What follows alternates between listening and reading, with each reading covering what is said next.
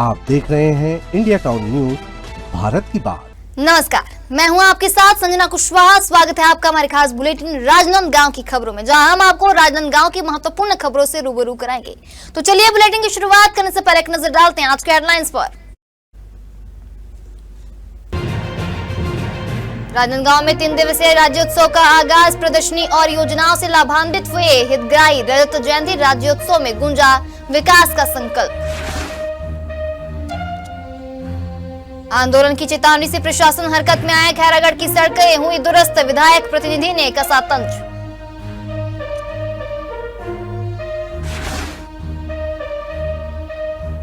Police ने अवैध शराब कोचियाओं पर रेड की, 3 आरोपी गिरफ्तार, जब्त हुई शराब और मोटरसाइकिल।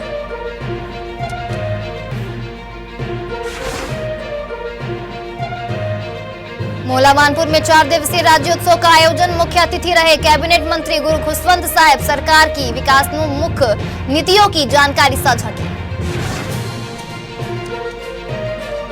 छत्तीसगढ़ महतारी की तस्वीर नहीं, विवाद खड़ा। राजनांदगांव में कांग्रेस ने किया विरोध प्रदर्शन, उपराष्ट्रपति के आगमन से पहले दी चेतावनी। चलिए बढ़ते खबरों की ओर। प्रधानमंत्री नरेंद्र मोदी की महत्वाकांक्षी भू स्वामित्व योजना ग्रामीण भारत के लिए आत्मनिर्भरता और सम्मान की दिशा में एक ऐतिहासिक पहल साबित हो रही है। जो इसी कड़ी में ग्राम पंचायत तेलिन बाधा में आयोजित एक कार्यक्रम के दौरान 174 परिवारों को भू स्वामी प्रमाण पत्र वितरित किए गए। तो वही कार्यक्रम में मुख्य अतिथि जिला पंचायत अध्यक्ष किरण रविंद्र वैष्णव और अध्यक्षता जिला पंचायत सभापति अनिता मंडावी ने की। इस दौरान जनप्रतिनिधियों ने लाभार्थी ग्रामीणों को भू स्वामित्व प्रमाण पत्र सौंपे और प्रधानमंत्री की इस योजना को ग्रामीण सशक्तिकरण की दिशा में क्रांतिकारी कदम बताया। कार्यक्रम के दौरान ग्रामीणों के चेहरों पर खुशी साफ झलक रही थी। प्रमाण पत्र प्राप्त करने वाले लाभार्थी परिवारों ने प्रधानमंत्री और मुख्यमंत्री विष्णुदेव साय के प्रति आभार व्यक्त किया। आश्रित ग्राम लिमऊ टोला, सांकरी और गाड़ा घाट में डायरिया का प्रकोप फैल गया है, जहां अब तक 50 से अधिक ग्रामीण इसकी चपेट में आ चुके हैं। वहीं एक व्यक्ति की मौत भी हो चुकी है। वहीं स्वास्थ्य विभाग की टीम गांव में कैंप लगाकर उपचार और दवा वितरण का कार्य कर रही है। साथ ही ग्रामीणों को पानी उबालकर पीने, सब्जियां गर्म पानी से धोने और साफ सफाई का विशेष ध्यान रखने की सलाह भी दी जा रही है। मिली जानकारी के अनुसार ग्राम लिमऊ टोला निवासी गायत्री देवी की मृत्यु के बाद आयोजित नहावन कार्यक्रम और मृत्यु भोज में बड़ी संख्या में ग्रामीण शामिल हुए थे।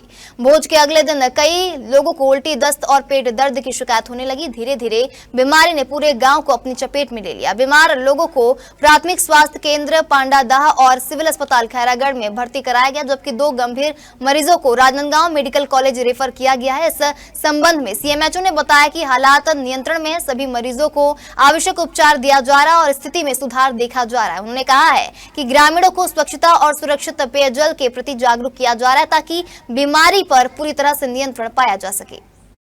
उल्टी टट्टी हो रहा है भैया, ओकरे शिकायत चला, अब 2-4 दिन हो है।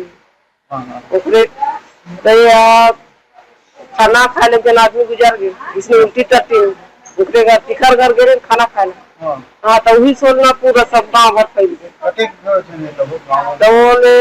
गाँव में अभी मरीज है, मरीज अभी 25-30 जन हुई थे पूरा। हाँ कैंप लगी आपके गाँव में? आओ डॉक्टर मन के पूरा आओ गेरी सब गए।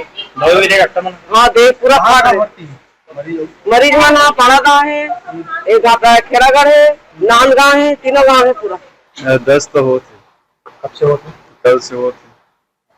कारण से मतलब कारण से हुआ था पता नहीं, लेकिन 10 तो होते कि पूरा गांव भर फैल गया एकदम ज्यादा तेजी से। एक असर दिखा गांव में।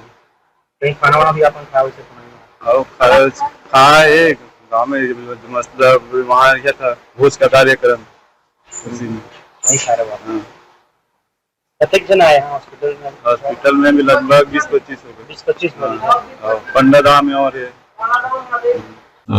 एक ग्राम लिमऊ टोला में एक महिला को पेट में तकलीफ हुई थी, उससे गैस्ट्रोएंटेराइटिस और ब्लड में सेप्सिस की जानकारी प्राप्त हुई थी, जिसे सिविल हॉस्पिटल खैरागढ़ में भर्ती करके इलाज किया गया। फिर स्थिति में सुधार नहीं आने पे उच्च स्वास्थ्य केंद्र मेडिकल कॉलेज राजनांदगांव से रिफर किया गया था।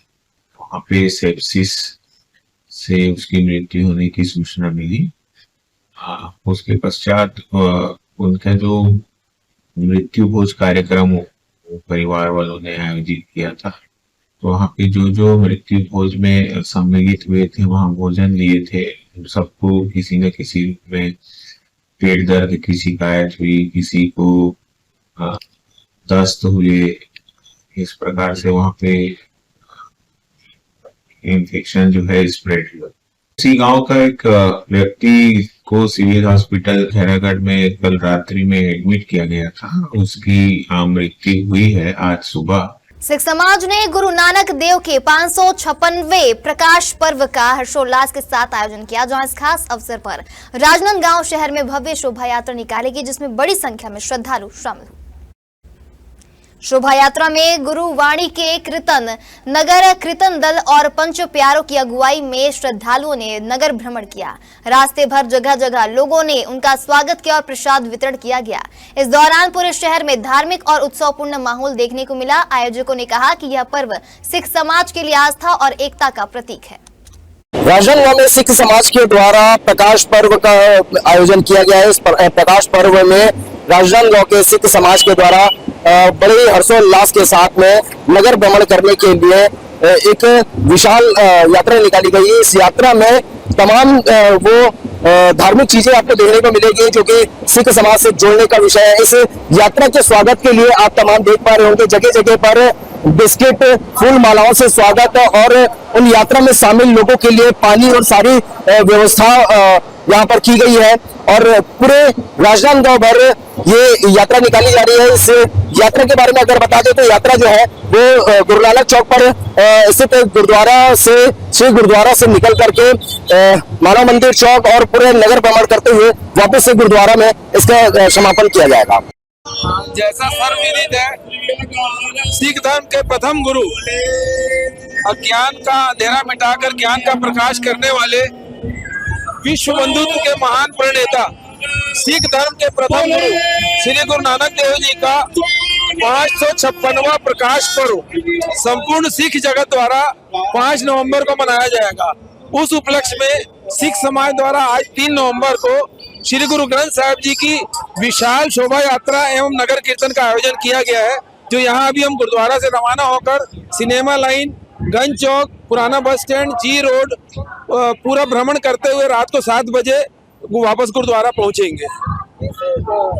छत्तीसगढ़ रजत उत्सव राज्योत्सव 2025 के अवसर पर म्युनिसिपल स्कूल मैदान में जिला पुलिस विभाग द्वारा लगाया गया जागरूकता स्टॉल आमजन के लिए आकर्षण का केंद्र बना रहा, जहां पुलिस अधीक्षक अंकिता शर्मा के निर्देशन में साइबर सेल, यातायात शाखा एवं आर मोरर शाखा की संयुक्त टीम ने नागरिकों को सुरक्षा और जागरूकता से जुड़े विभिन्न पहलुओं की जानकारी दी। कार्यक्रम के दौरान साइबर सेल पुलिस द्वारा लोगों को साइबर अपराधों से बचाव के उपाय बताए गए और 1500 से अधिक पॉम्पलेट वितरित किए गए। साथ ही सेल्फी जोन एवं लाउडस्पीकर के माध्यम से साइबर अपराध की जानकारी और शिकायत दर्ज करने के लिए हेल्पलाइन नंबर की जानकारी दी गई। इस मौके पर यातायात शाखा द्वारा यातायात व्यवस्था में प्रयुक्त आधुनिक उपकरणों का डेमो प्रदर्शन किया गया। वहीं आर मोरर शाखा द्वारा पुलिस बल में प्रयुक्त विभिन्न आधुनिक हथियारों, सुरक्षा उपकरणों और बुलेट प्रूफ साधनों का प्रदर्शन भी हुआ। भारत के उपराष्ट्रपति सीपी राधाकृष्णन के राजनांदगांव आगमन को लेकर जिले में तैयारियां पूरी कर ली गई हैं, जहां प्रशासनिक और पुलिस अमले ने सुरक्षा और व्यवस्थाओं को अंतिम रूप दे दिया। वहीं उपराष्ट्रपति का यह दौरा जिले के लिए ऐतिहासिक माना जा रहा है। सभा स्थल पर पंडाल और मंच की सजावट, जन सुविधाएं और पार्किंग की भी सभी व्यवस्था पूरी कर ली गई है। तो इसी कड़ी में नगर निगम, पुलिस विभाग और जिला प्रशासन की संयुक्त टीम लगातार निरीक्षण कर रही है ताकि कार्यक्रम में किसी प्रकार की कमी न रह जाए। उपराष्ट्रपति अपने इस प्रवास के दौरान जिले के प्रमुख जनप्रतिनिधियों, अधिकारियों और आम नागरिकों से भी मुलाकात करेंगे। कार्यक्रम स्थल पर हजारों लोगों ने के आने की संभावना जताई जा रही है। वहीं सुरक्षा के दृष्टिकोण से पूरे क्षेत्र में पुलिस बल तैनात किया गया और ट्रैफिक रूट को अस्थायी रूप से परिवर्तित किया गया है। प्रशासन ने नागरिकों से सहयोग करने और निर्धारित सुरक्षा निर्देशों का पालन करने की अपील की है। छत्तीसगढ़ सरकार की महत्वाकांक्षी सरस्वती साइकिल वितरण योजना के तहत शासकीय हाई स्कूल थुहाड़ बड़ी में छात्राओं को साइकिल वितरित की गई। वहीं कार्यक्रम में मुख्य अतिथि के रूप में भाजपा मंडल महामंत्री विमल यादव एवं जन भागीदारी समिति अध्यक्ष ललित यादव उपस्थित रहे। तो इस अवसर पर अपने संबोधन में विमल यादव ने कहा कि राज्य एवं केंद्र सरकार बालिकाओं की शिक्षा को प्रोत्साहन देने के लिए निरंतर कार्य कर रही है। साइकिल मिलने से छात्राओं को विद्यालय आने जाने में सुविधा होगी और वे निडर होकर आगे बढ़ सकेंगी। राजनांदगांव की मोहारा की नदी के किनारे आयोजित होने वाला 3 दिवसीय मोहारा मेला कल से शुरू हो रहा है। आपको बता दें, प्रशासन द्वारा मेले की तैयारियां पूरी कर ली गई है। मेले में दुकानें, झूले और अन्य मनोरंजन व्यवस्था पहले ही लगाई जा चुकी है। मेला स्थल के आसपास पार्किंग की व्यवस्था भी सुनिश्चित की गई है ताकि आगंतुकों को कोई परेशानी ना हो। प्रशासन ने 3 दिन तक मोहारा क्षेत्र के पास से भारी वाहनों के प्रवेश पर रोक लगा दी है, जिससे यात्रियों और मेले के प्रतिभागियों की सुरक्षा बनी रहे। मेला 3 दिन तक चलेगा और इसमें सांस्कृतिक कार्यक्रम, खेल, मनोरंजन और खाने पीने की विभिन्न व्यवस्थाओं का आनंद लिया जा सकेगा। प्रशासन ने लोगों से अपील की है कि वे निर्धारित पार्किंग और मार्गों का पालन करें और मेले का आनंद सुरक्षित रूप से लें। आश्रित ग्राम छोरिया डोंगरी में जनपद अध्यक्ष संजय सिन्हा की पहल पर सांसद संतोष पटेल ने अपने सांसद निधि से कला मंच सह कक्ष निर्माण के लिए 5 लाख रुपए और केशोखरी ग्राम में सीसी सड़क निर्माण के लिए अतिरिक्त 5 लाख रुपए की स्वीकृति प्रदान की है। तो इस अवसर पर ग्रामवासियों द्वारा भूमि पूजन कार्यक्रम का आयोजन किया गया, जिसमें ग्रामीणों ने गाजे बाजे के साथ जनप्रतिनिधियों का स्वागत किया। कार्यक्रम को संबोधित करते हुए जनपद अध्यक्ष संजय सिन्हा ने कहा कि भारत जैसे विशाल देश में निरंतर निर्माण और विकास कार्य चल रहे हैं। ग्रामीण इलाकों में सीसी सड़क, नाली, बिजली, जल और डिजिटल सेवाओं जैसी योजनाओं के माध्यम से सरकार अधोसंरचना को सशक्त बना रही है। उन्होंने कहा कि निर्माण और विकास का उद्देश्य तभी सार्थक होता है जब इसका लाभ समाज के हर वर्ग तक पहुंचता है। थाना बसंतपुर पुलिस ने अवैध शराब बिक्री के खिलाफ चलाए जा रहे विशेष अभियान के तहत बड़ी कार्रवाई करते हुए 3 शराब कोचियों को गिरफ्तार किया है। बता दें, आरोपियों के कब्जे से भारी मात्रा में अवैध शराब, बिक्री रकम और एक बिना नंबर की मोटरसाइकिल जब्त की गई है। आपको बता दें, गिरफ्तार आरोपियों के नाम दीपक कुमार भैंसारे, लक्ष्मण आहूजा और ओंगेश्वर उर्फ शशि साहू है। तीनों आरोपियों के खिलाफ आबकारी अधिनियम के तहत मामला दर्ज कर उन्हें गिरफ्तार कर न्यायालय में पेश किया गया, जहां से उन्हें न्यायिक हिरासत में भेज दिया गया। यह कार्रवाई एसपी अंकिता शर्मा के निर्देशन में की गई है। थाना छुईखदान पुलिस टीम ने अवैध शराब कोचियाओं के खिलाफ अभियान चलाते हुए 3 आरोपियों को गिरफ्तार कर लिया। आपको बता दें, यह कार्रवाई ग्रामीणों की शिकायत और थाना दिवस में प्राप्त समस्याओं के निराकरण के अनुरूप की गई है। पुलिस ने खुरमुड़ी और बाइक टोरी गांव में रेड कर आरोपी दयानंद सेन, हरे सिंह धुर्वे और प्रेम सिंह धुर्वे को गिरफ्तार किया है। कार्रवाई में अवैध शराब और 2 मोटरसाइकिलें जब्त की गई हैं। आरोपियों के खिलाफ मामला दर्ज कर न्यायालय में पेश किया गया है। इस संबंध में छुईखदान पुलिस का कहना है कि शराब, जुआ और सट्टा जैसी सामाजिक बुराइयों के खिलाफ अभियान लगातार जारी रहेगा। कांग्रेस की मिशन संडे मुहिम का असर खैरागढ़ नगर में दिखा, जहां इतवारी बाजार तिराहा चौक की जर्जर सड़क को लेकर कांग्रेस कार्यकर्ताओं ने विधायक यशोदा नीलांबर वर्मा के नेतृत्व में विरोध प्रदर्शन और सद्बुद्धि यज्ञ की तैयारी की थी। आपको बता दें, इस आंदोलन की पूर्व सूचना जिला प्रशासन को भी दे दी गई थी। वहीं प्रदर्शन की खबर लगते ही प्रशासन और नगर पालिका का अमला सक्रिय हो गया और सड़क मरम्मत का काम शुरू हो गया। आपको बता दें कि कुछ ही घंटों में सड़क के गड्ढे पाट कर डामरीकरण का कार्य पूरा कर लिया गया। विधायक प्रतिनिधि मनराखन देवांगन ने कहा कि कांग्रेस जनता के मुद्दों को लेकर लगातार संघर्षरत है। उन्होंने तंज कसते हुए कहा कि हमारे सद्बुद्धि यज्ञ की घोषणा मात्र से ही शायद प्रशासन को बुद्धि मिल गई। देवउठनी एकादशी से पहले ही माता तुलसी ने कृपा कर दी। देवांगन ने आगे कहा कि कांग्रेस अब किसानों की फसलों की क्षति और पंजीयन से जुड़ी समस्याओं पर बड़ा आंदोलन करेगी। उन्होंने आगे कहा कि जनता के हर मुद्दे पर कांग्रेस सरकार और प्रशासन से जवाबदेही तय कराएगी। खरीफ मौसम में आई प्राकृतिक आपदा, अनियमित वर्षा और फसल रोगों के चलते साल्हेवारा और पैलीमेटा वनांचल क्षेत्र के धान और अन्य फसलों को भारी नुकसान होने पर सैकड़ों किसान जिला कलेक्टर कार्यालय पहुंचे और कलेक्टर इंद्रजीत सिंह चंद्रवाल को ज्ञापन सौंपा। किसानों ने बताया कि वे सभी पैलीमेटा सोसाइटी के पंजीकृत सदस्य हैं और हर वर्ष खाद, बीज और कृषि ऋण लेकर खेती करते हैं, लेकिन इस वर्ष मौसम में अनियमित वर्षा, रोग प्रकोप और कीट संक्रमण के कारण उनकी फसलें पूरी तरह से चौपट हो गई। किसानों ने शासन से मांग की है कि नुकसानग्रस्त फसलों का सर्वेक्षण कर भरपाई की जाए, फसल बीमा की राशि तुरंत दिलाई जाए और वर्ष 2025-26 के लिए कृषि ऋण माफ किया जाए। के अंतर्गत आने वाला हूँ। पैलीमेटा ठाकुर टोला मोहगांव क्षेत्र के अंतर्गत 32 गांव है, जिसमें हम वनांचल क्षेत्र पड़ते हैं। हमारे वनांचल क्षेत्र में इस साल अधिक बारिश होने के कारण हमारे धान में बीमारी जो मुआ का बोलते का महू बीमारी के कारण धान निकले के गबोत के समय में बीमारी से धान अलग खत्म हो गए। उसके बाद में इस साल आकस्मिक जो मोथा चक्रवाती आई है, उसमें भी धान हमारी जो खड़ी धान है वो पानी डोली में पानी भरने के कारण चिपक गए हैं, तो मुश्किल है उठना धान को।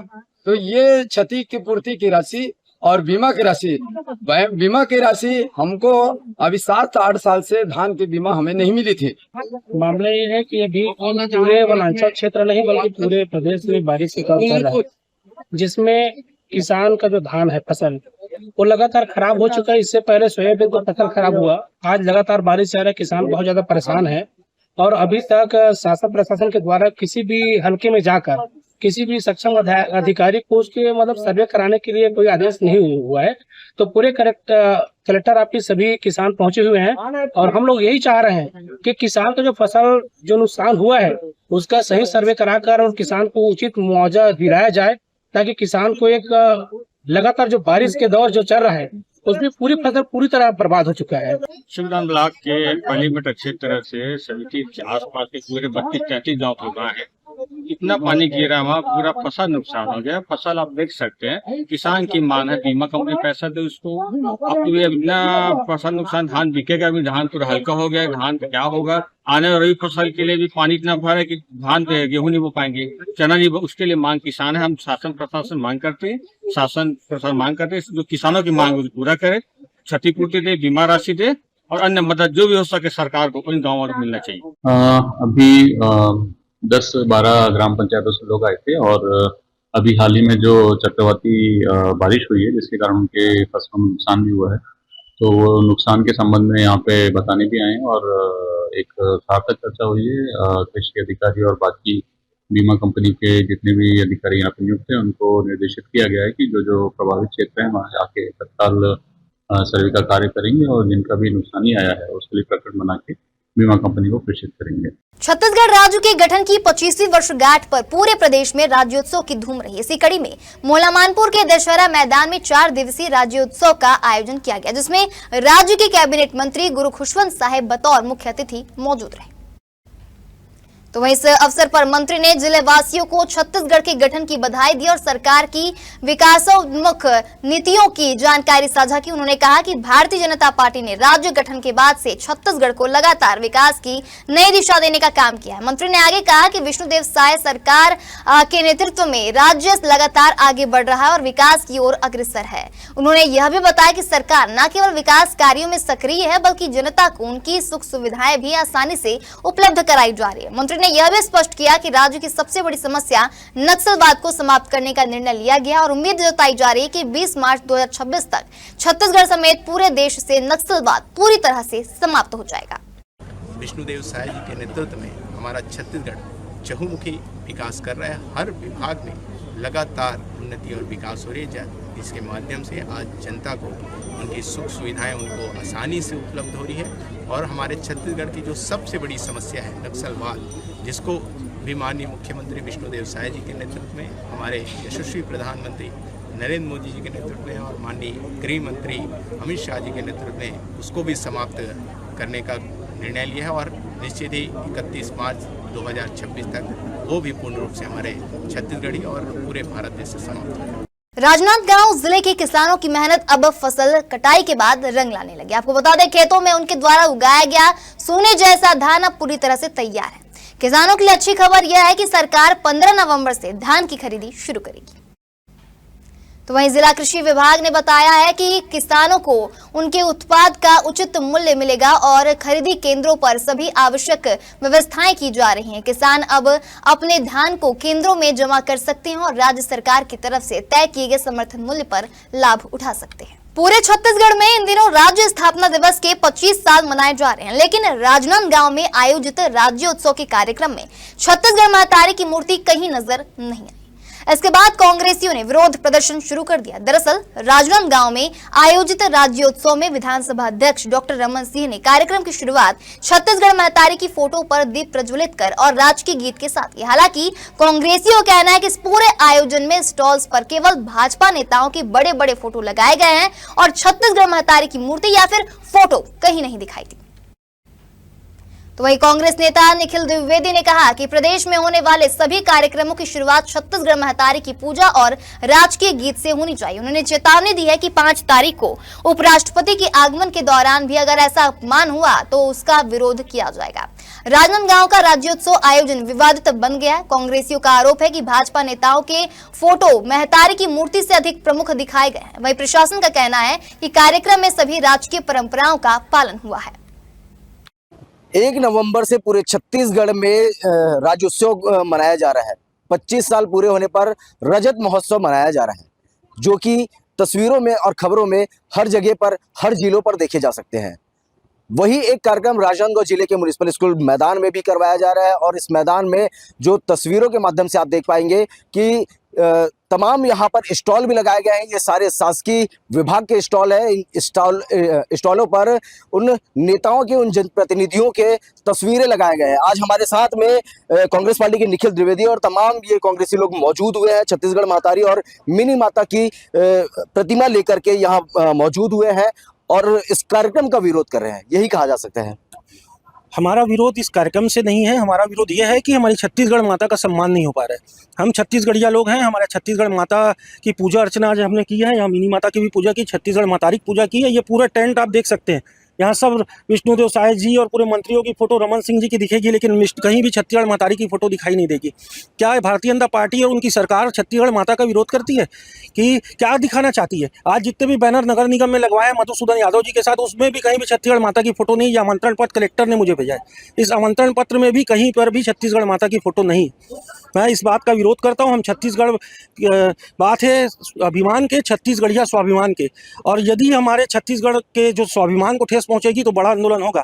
5 तारीख को भी संवैधानिक पद में है उपराष्ट्रपति जी, वो आ रहे हैं। मैं वहां भी कलेक्टर और प्रशासन से मांग करता हूं और भारतीय जनता पार्टी के नेताओं से भी ये कहना चाहता हूं कि उस कार्यक्रम में भी बड़ी बड़ी छत्तीसगढ़ मातारी की फोटो लगाई जाए। छत्तीसगढ़ मातारी के पूजन से, मिनी माता के पूजन के बाद इस कार्यक्रम का शुरुआत हो। जो भी कार्यक्रम है, जो भी संवैधानिक पदाधिकारी वहाँ आ रहे हैं, साथ ही अरपा पैरी के धार जो हमारा राजकीय गीत है उसका भी शुरुआत जब कार्यक्रम का हो तो उसकी शुरुआत हो। इसके पहले यशस्वी पूर्व मुख्यमंत्री हमारे भूपेश बघेल जी ने छत्तीसगढ़ स्वाभिमान के को सोचकर इन सारी प्रतिमाओं को भी स्थापित करवाया था। इस प्रतिमाओं को भी हमने 1 तारीख को पूजा की थी और आज भी हम चाहते हैं कि जो भी सरकारी कार्यक्रम हो, उस सरकारी कार्यक्रम में छत्तीसगढ़ महतारी की पूजा अर्चना के बाद ही कार्यक्रम की शुरुआत हो। इस कार्यक्रम में, राज्योत्सव के कार्यक्रम में कल विधानसभा अध्यक्ष डॉक्टर रमन सिंह आए हुए थे।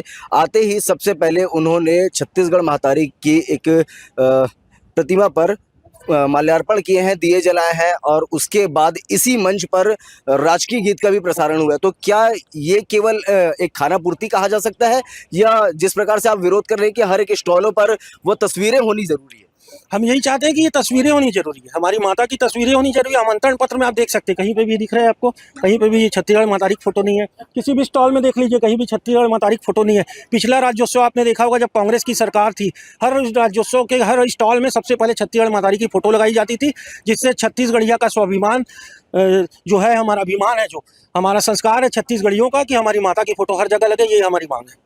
3 दिवसीय इस कार्यक्रम में, राज्योत्सव के कार्यक्रम में अभी राजनांदगांव में विरोध प्रदर्शन शुरू हो गया और इस विरोध प्रदर्शन के बाद अब देखना तो ये होगा कि 5 तारीख को उपराष्ट्रपति यहाँ राजनांदगांव के स्टेट हाई स्कूल मैदान पर पहुंचने वाले हैं और उनके पहुंचने के लिए वो पूरी तैयारियां भी की जा रही है। अब देखना तो ये होगा कि क्या उस मंच पर छत्तीसगढ़ महतारी की तस्वीरें, प्रतिमा या फोटो वहां पर लगाई जाती है, या फिर इनका विरोध और उग्र होता है। खैरागढ़ के ग्राम अकरजन में जमीन विवाद के चलते एक गंभीर घटना सामने आई, जहां अनुसूचित जाति वर्ग के 65 वर्षीय गंगादास बघेल और उनकी 60 वर्षीय पत्नी समुदा बाई से कथित तौर पर जातिगत गाली गलौज के साथ मारपीट की गई। इस घटना के बाद गाँव में तनाव फैल गया है। जानकारी के अनुसार गंगादास और उनकी पत्नी पिछले 50 वर्षों से गांव की एक घास जमीन पर झोपड़ी में रह रहे थे। उनकी आर्थिक स्थिति को देखते हुए उन्हें प्रधानमंत्री आवास योजना के तहत नया घर बनाने की स्वीकृति मिली।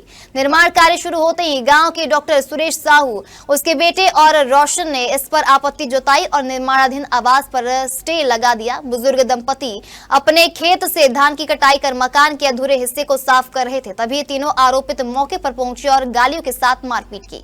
ग्रामीण का कहना है कि रोशन उर्फ चंदू साहू पुलिस की 112 वाहन का चालक है और गांव में इसका दबदबा दिखाता है। घटना के बाद सरपंच पिंकी बघेल और समाज के लोगों ने खैरागढ़ थाने पहुंचकर आरोपियों के खिलाफ सख्त कार्रवाई की मांग की, जिसके बाद पुलिस ने शिकायत मिलने के बाद मामले की जांच शुरू कर दी है। हमारे खास बुलेटिन राजनांदगांव की खबरों में फिलहाल इतना ही। तमाम खबरों के लिए बने रहिए इंडिया टाउन न्यूज के साथ। नमस्कार। आप देख रहे हैं इंडिया टाउन न्यूज, भारत की बात।